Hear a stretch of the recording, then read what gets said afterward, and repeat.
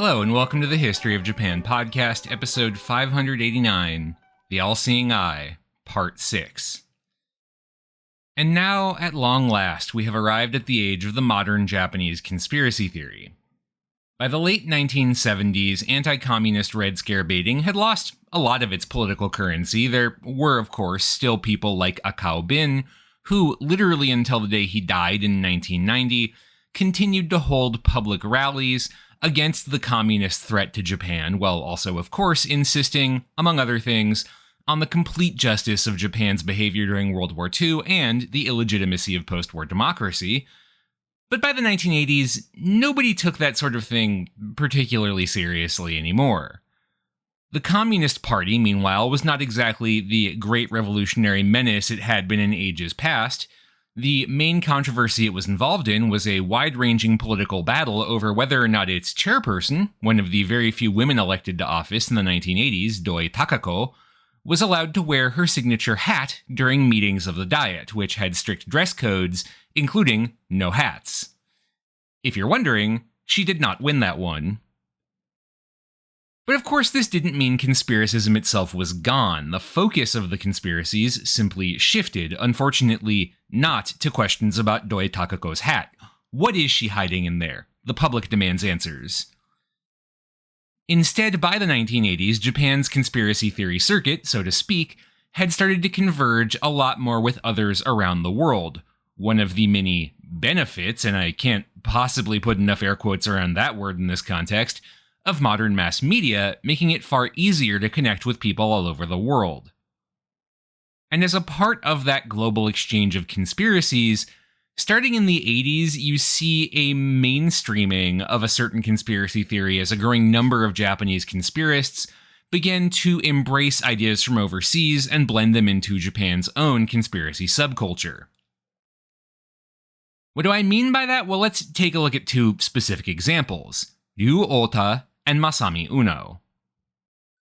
Let's start with Ryu Ota, who is an example of one of the rather odd aspects of modern conspiracist culture, the so-called horseshoe theory of politics. If you haven't heard of horseshoe theory, simply put, it's intended to be a sort of counter-proposal to how we normally imagine the political spectrum, as a line with the extreme ends of the political left and the political right, as far from each other as it is possible to be. Horseshoe theory instead suggests that the edges of the political spectrum bend back towards each other, such that at the extreme left and extreme right ends of the political spectrum, there is more commonality than you might think. For example, a rejection of the free market and of democratic politics.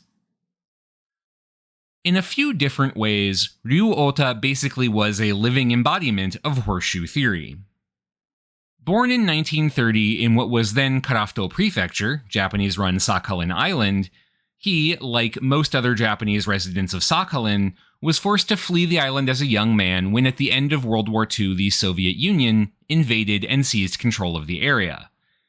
And by the way, Ryu Ota is a pen name. His actual birth name was Kurihara Toichi, but I'm going to follow my usual convention on this show and refer to him only by the name he's best known under, even at points in his life when he was not using it.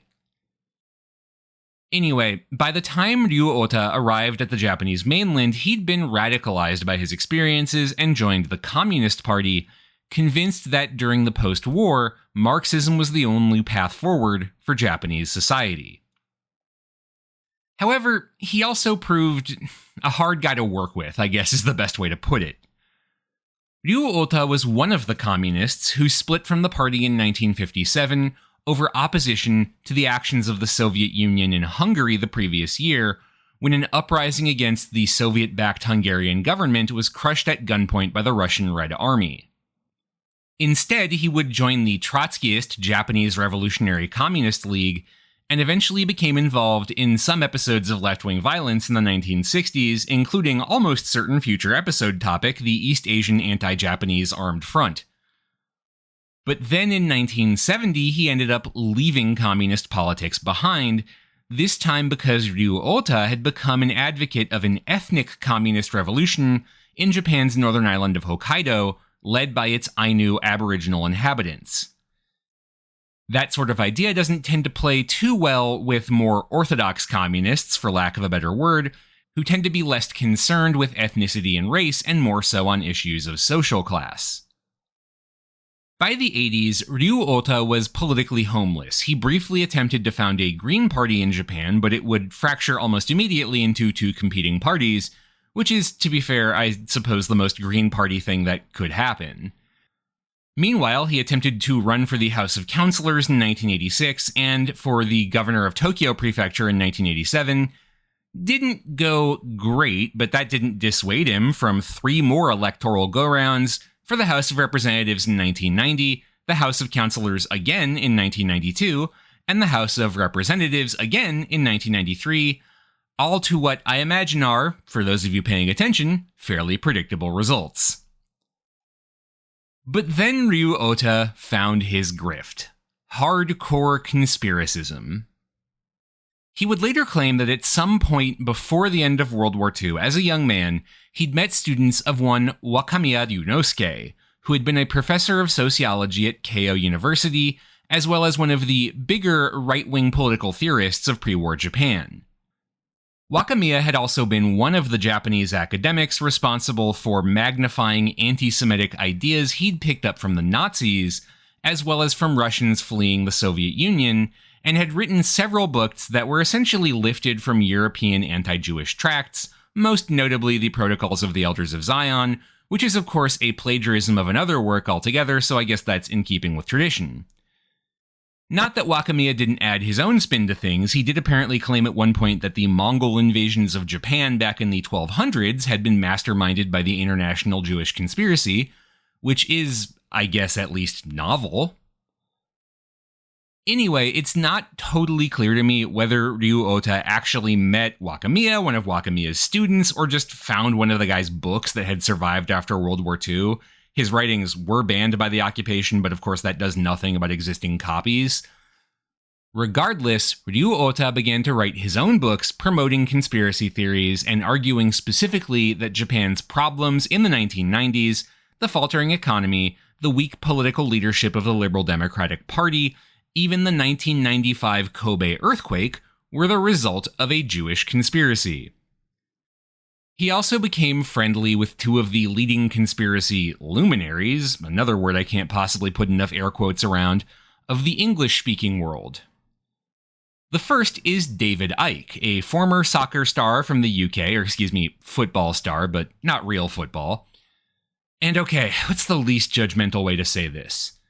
David Icke had a very public breakdown in the early 90s, if memory serves, where he went on television and claimed that an alien had revealed to him that he was the son of God, got publicly ridiculed for it a bunch, and then became convinced that the public ridicule was the result of a conspiracy against him, personally led by some of the most powerful people in the world, including the British royal family, all of whom were actually reptilian aliens wearing people suits.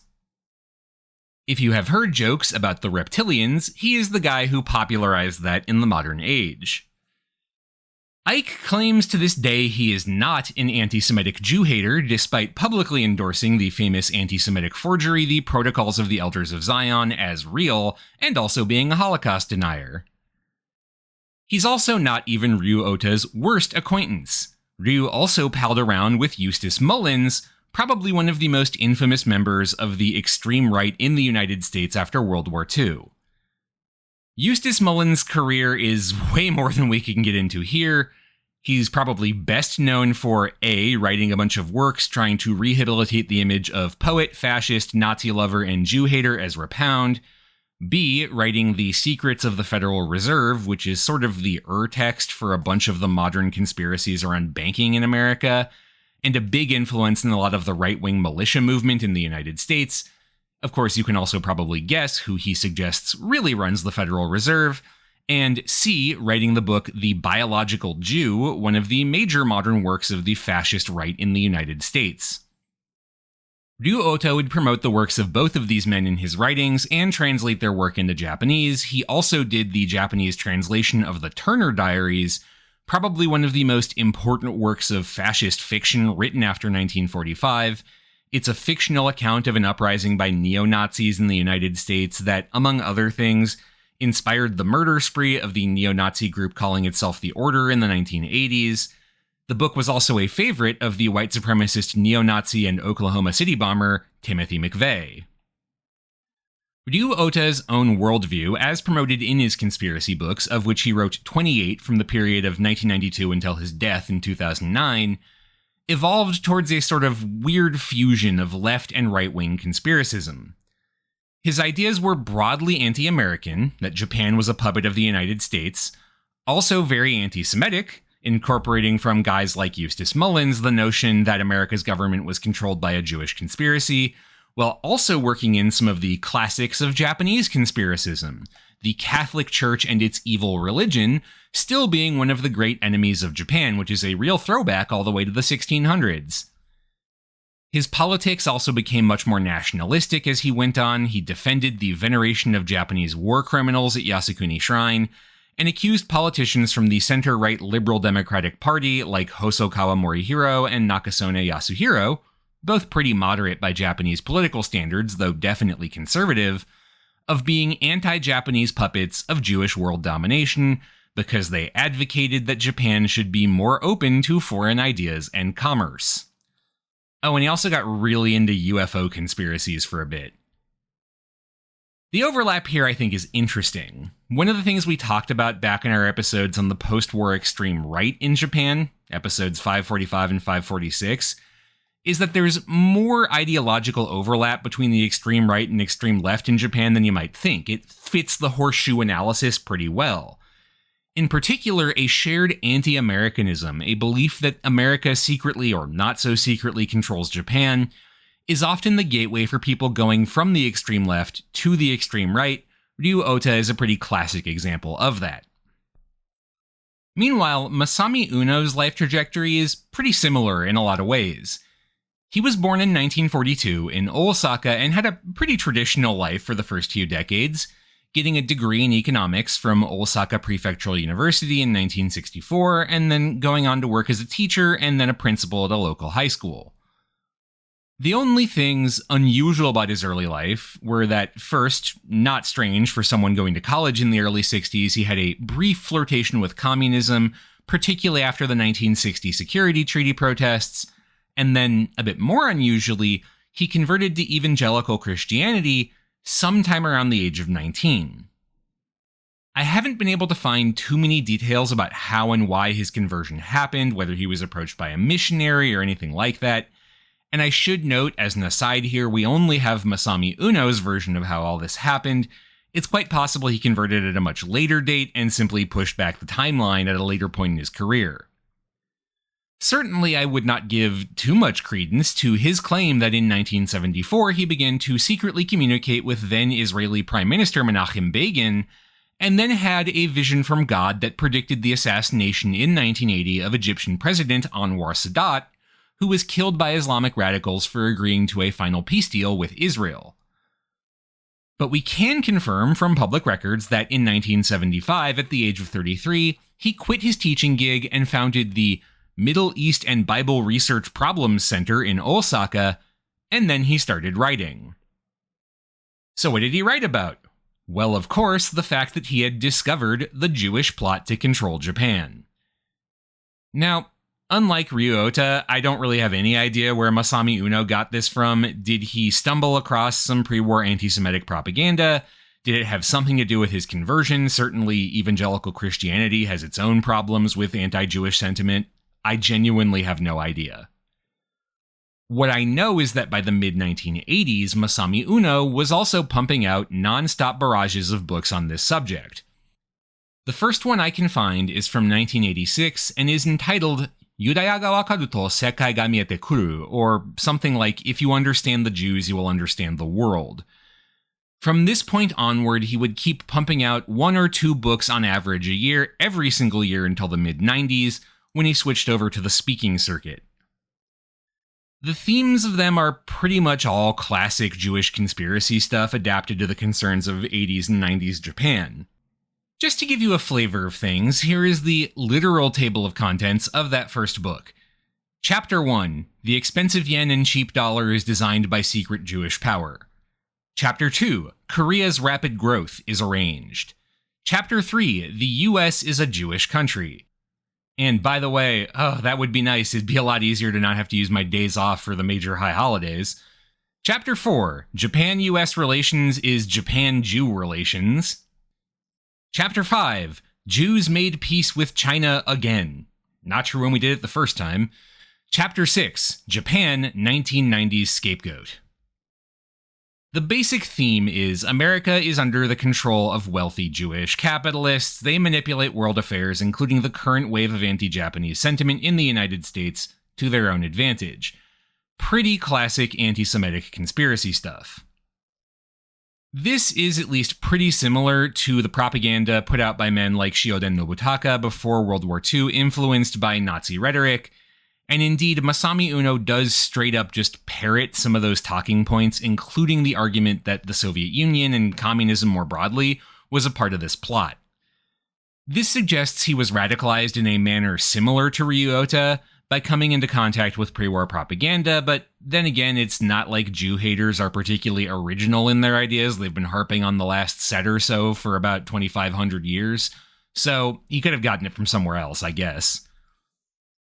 But Masami Uno clearly found his audience. Here's how one Asahi Shimbun journalist described a talk given by him in March of 1987. Quote, "The hall, which accommodates 600 persons, was full with salaried men wearing business suits, among them some young women, who paid 2,000 yen, that's about $13 at the time, about $37.50 US today, for an admission ticket.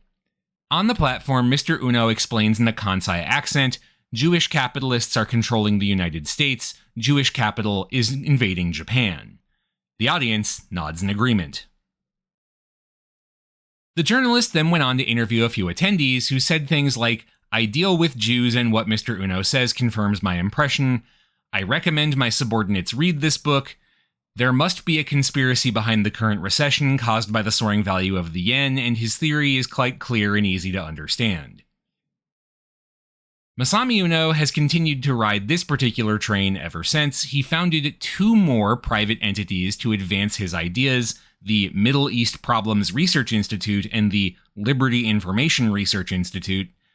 So far as I can tell, only that second one still has an active web page, and it appears to be both geo-blocked. I couldn't get on it until I used a VPN onto a Japanese server, and to have been designed in like 2005 and not updated since, because it's literally just text and hyperlinks. As of the time of recording, Masami Uno is still alive. He is 83, and the website says he's still available for speaking tours, though I imagine these days less so. Now, it's easy, and to be clear, very justifiable, to blame him and Ryu Ota for advancing these theories, and they both deserve it. But it's also worth noting that Masami Uno's books alone sold about 1 million copies in their first year of publication, and of course he was not alone in noticing this trend. In addition to him and Ryu Ota, a host of other anti-Semitic conspiracy theorists began to promote similar ideas in books and talks during this time. The anti-Semitic conspiracy as explanation for the problems of the late 80s and early 90s clearly found receptive audiences in the Japan of that era. And all of this raises the question of why. How did this become the new face of conspiracism? After all, this is clearly not a case like the Japanese Red Scare, where specific Japanese politicians could benefit from promoting this conspiracy. If anything, the whole thing became kind of a political albatross around the neck of Japanese leaders, who were constantly dealing with formal protests from the American and Israeli governments, and generally terrible press every time Masami Uno, Ryu Ota, or one of these other hateful grifters made some new horrible statement. To be honest, I think there are a few things going on here. The first, of course, is the influence of Western anti-Semitism in Japan. We saw this last week looking at the influence of fascist rhetoric from before World War II and how that related to Red Scare conspiracy theories. But of course, it goes a lot deeper than that. The thing about anti-Semitic worldviews in particular is that, well, there's only about 15 to 16 million Jews on the planet, depending on how you count it. And so the vast majority of people on this planet will never actually meet someone who is Jewish. As a result, most of their knowledge of us, of who Jews are, will come from outside sources, so to speak, and a lot of those sources are very bad.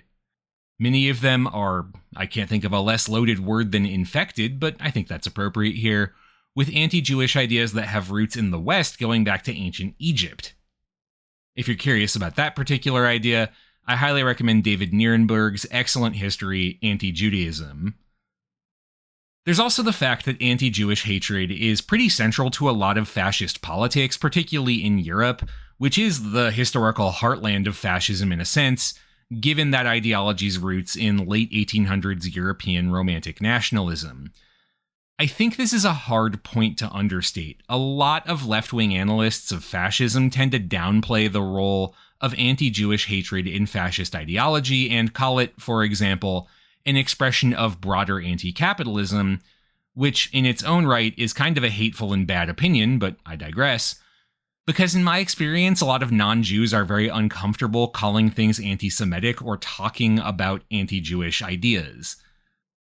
Why that is, I have no idea. Y'all gotta figure that one out for yourselves.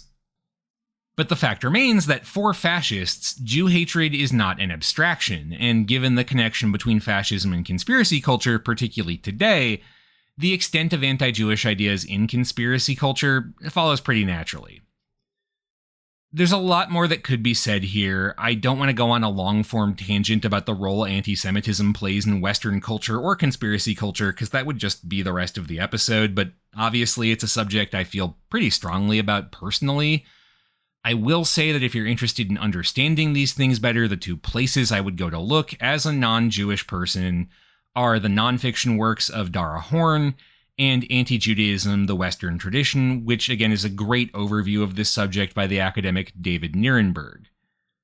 Dara Horn in particular has a really good, spot-on, and pretty short essay on The Merchant of Venice, which was actually one of the first Shakespeare plays translated into Japanese and put on for a Japanese audience in the 1890s, and which still has kind of a formative role in how Jewishness gets talked about in Japan, and I think it's a good primer to thinking about some of this complicated history. More broadly, though, I think anti-Semitic conspiracies of this time are classic examples of the kind of psychological projection that conspiracism enables. Much of what drove people to these sort of books was a sense of unease about how things were going in Japan, and particularly about the economic turbulence of the 1980s. Remember, the mid-80s are a time of recession, then there's the real estate boom in the late 80s, and then immediately the bubble collapse. More broadly, there's a lot of tension in the US-Japan relationship at this time. There's growing anti-Japanese sentiment in the United States.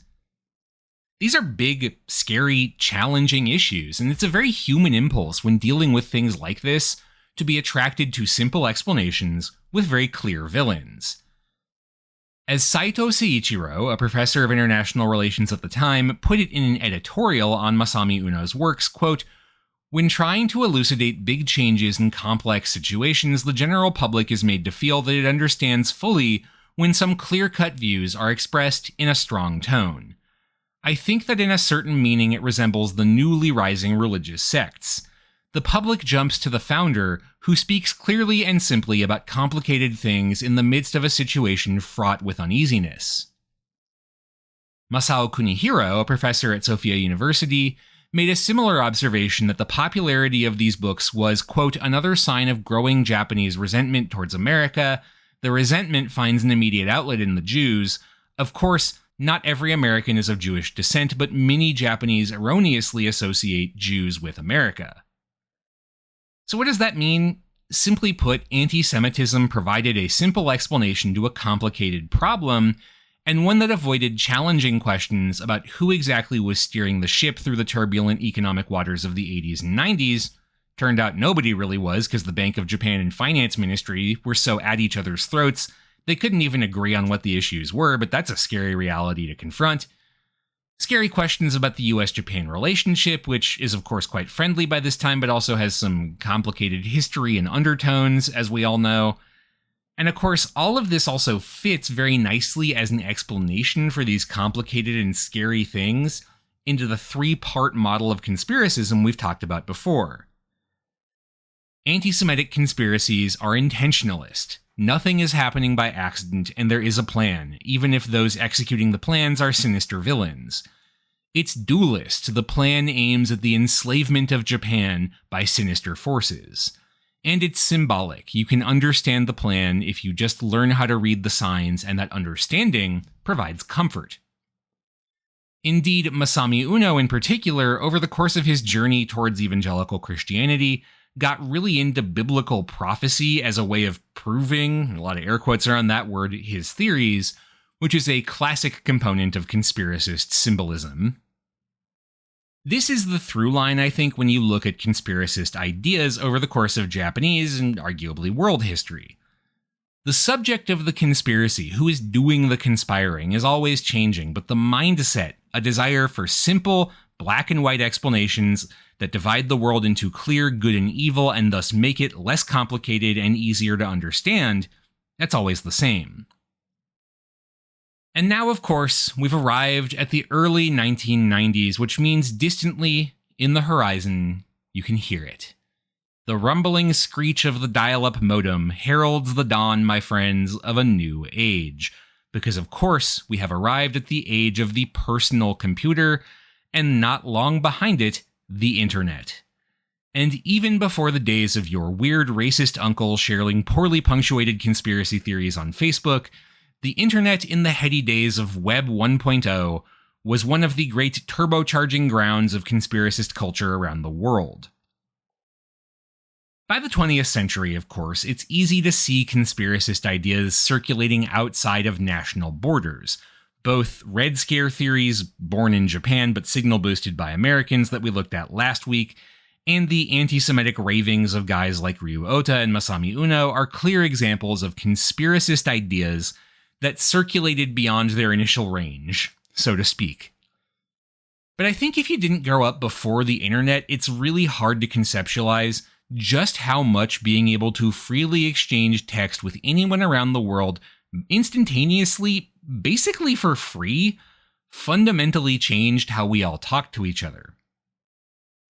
Even in the early 90s, the advent of early BBSs, bulletin board systems, and especially by the mid-90s early web forums, made it so much easier to spread ideas of all sorts around the world. And again, I think it's hard to conceptualize if you didn't grow up before the modern internet. I was pretty young when this was all happening, but I still remember the first time I was able to send someone an email and get a response back in like a day instead of having to handwrite a letter and wait for weeks. I still remember my first web forum, where I was asking for help tracking down the last few stragglers in my quest to catch 'em all in Pokemon Red. I did, for those of you waiting with bated breath to know, eventually succeed in catching all 151 Pokemon, and let me tell you, the feeling of accomplishment in that moment remains unmatched in my life. But of course, these were not just vehicles for young kids to find help in pursuing the most meaningful achievements of their lives.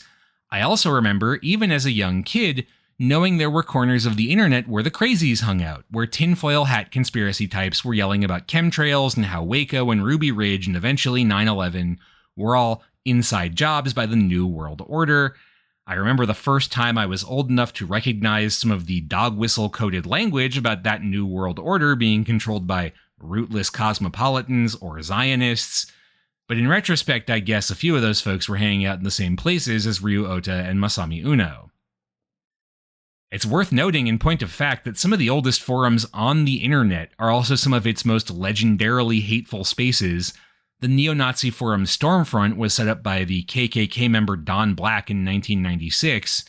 The Japanese forum Nichan, 2chan, home of a great many netto uyoku, or online right-wing extremists, and infamous for its racist posts about the rest of Asia, war crimes denials, and all that, dates back to 1999. Today, these forums are not quite the presence they used to be thanks to the rise of social media in the 2010s, but they still laid the groundwork for how these sorts of ideas tend to move through the internet. We talked about QAnon back in episode 1 of this miniseries and how it moved from one of those forums, 4chan, over to places like Facebook.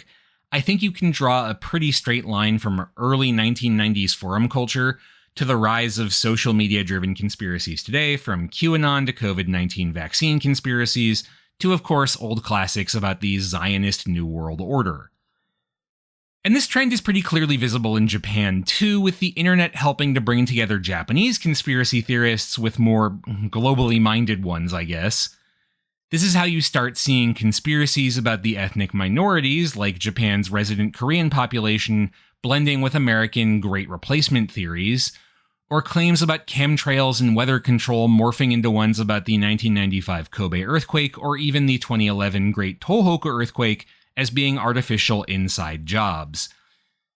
These are, of course, absurd on their face, but it's becoming something of a truism of the last few years to note that if you just repeat a claim forcefully enough for long enough, people are going to start believing it. Put it another way, yell enough about the Great Tohoku earthquake being a weapons test for American high-frequency weather control superweapons, and at least some people will start thinking, what if? The result of current academic surveys bears this out pretty clearly.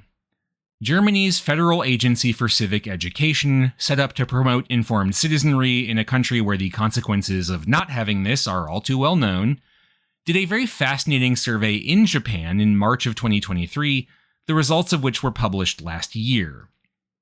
They surveyed a collection of 1,447 adults from the ages of 20 to 69 on a series of 10 popular conspiracy theories, and asked respondents to rate their views of these theories on a scale of 1 to 7, 1 being, I strongly disbelieve this theory, 7 being, I strongly believe it.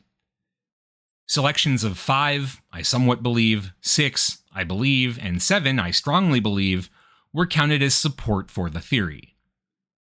And the results are very interesting. By far the most popular conspiracy theory among the respondents was the belief that the COVID-19 virus was a Chinese-engineered bioweapon. 15.1% strongly agreed, 9.3% agreed, 8.9% somewhat agreed, meaning that more or less precisely 1 out of every 3 respondents bought into this theory to some extent. Given current tensions between Japan and China, that's not that surprising.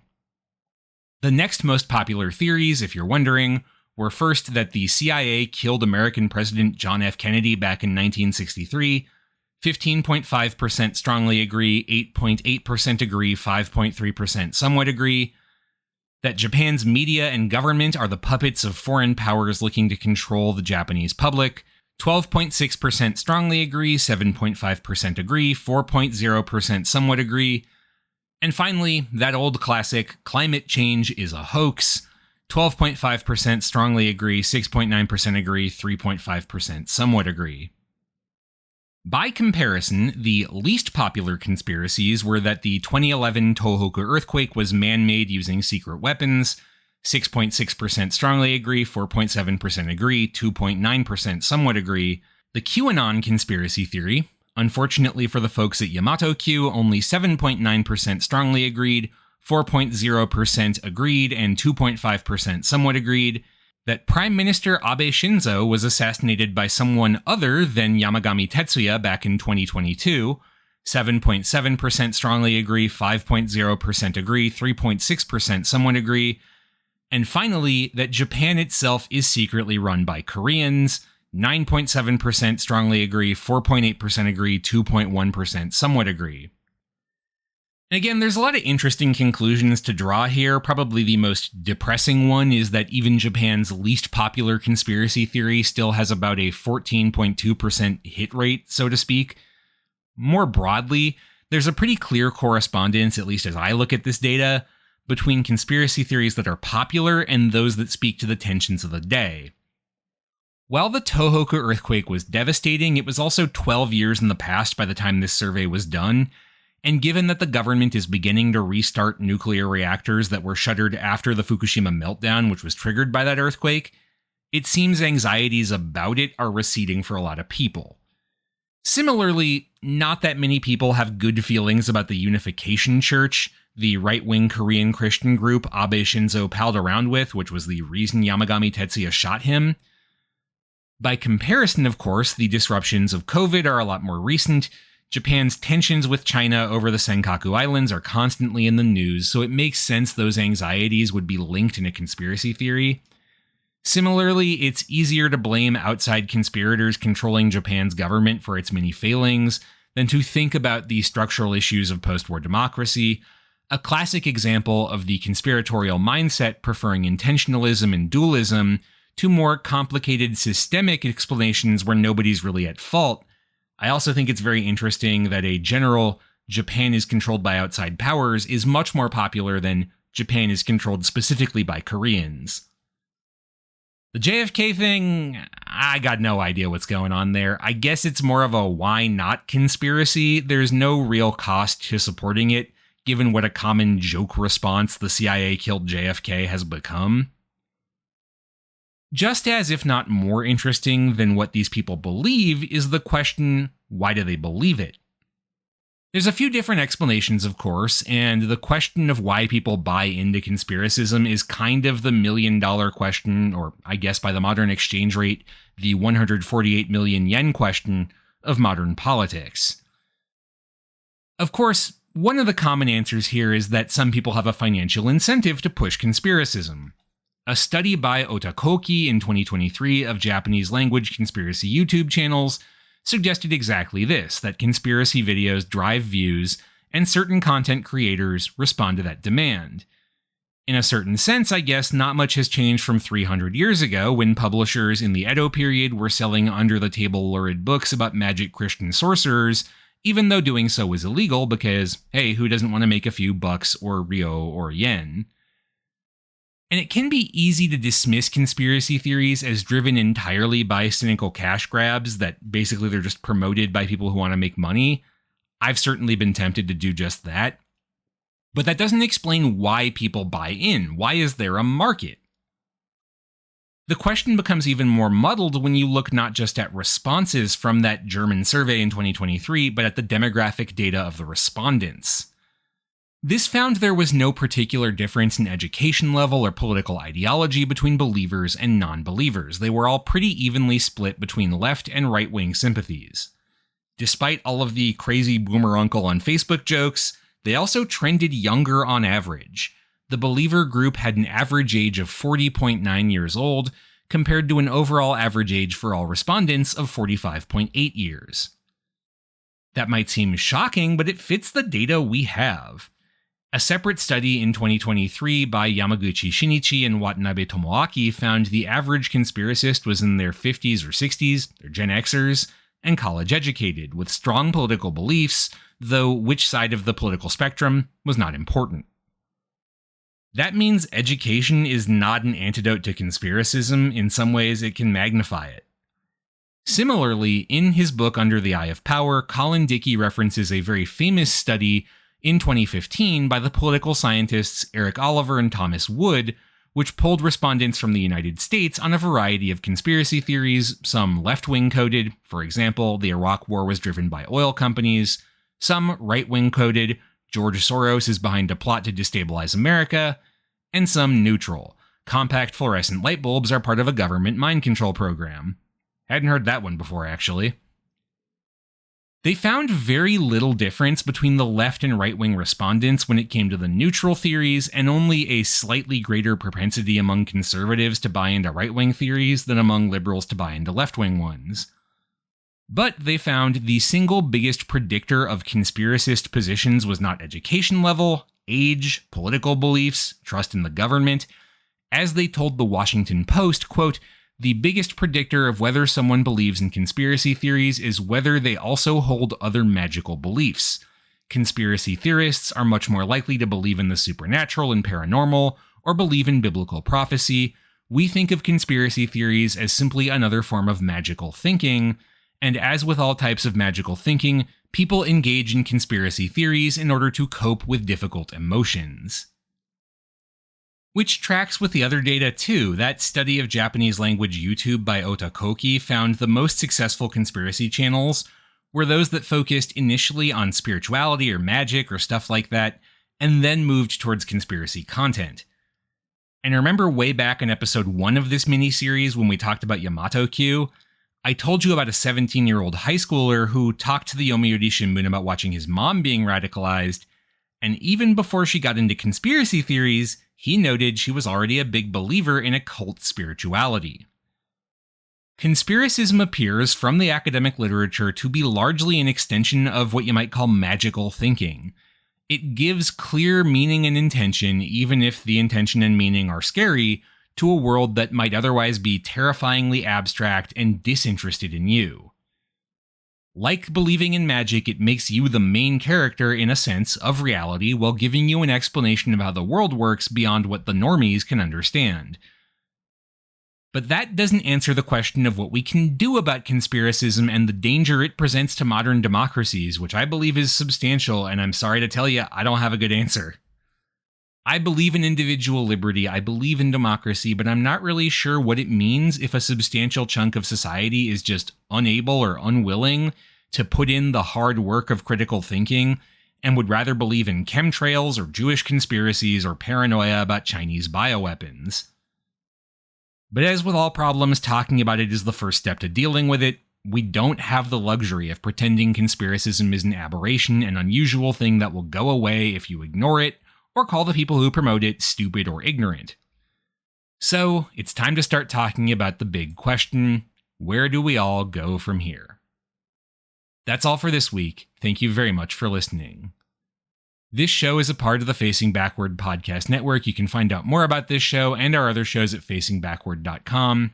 Thanks again for listening, and I'll see you next week for something very different: an interview with a translator of a new edition of the Hyakunin issue.